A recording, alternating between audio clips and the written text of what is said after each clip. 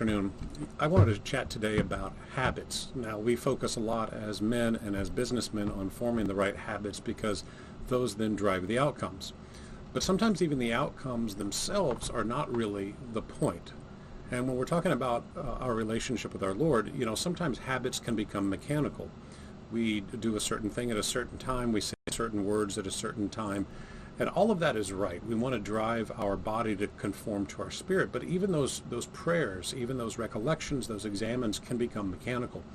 And of course, what our Lord really wants from us is an interior conversion. So how do we make sure that the interior conversion that our Lord desires is really what's happening by embracing these habits? Well, I haven't figured out a way to do it for myself, but I have figured out that our Lord has a built-in method in this world that we live in for helping to make sure that that happens, and that is suffering.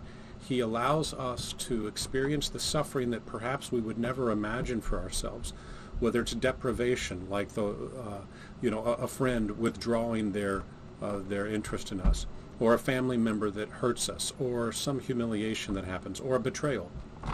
And it's not the suffering and the pain that our Lord desires from this. It's the opportunity for us to respond to that like He did. Not by doubling down on our own strength, not by relying on friends and family and comforts, but rather by completely abandoning ourselves to God and trusting in Him, just like our Lord did in His human person when He was going through His passion.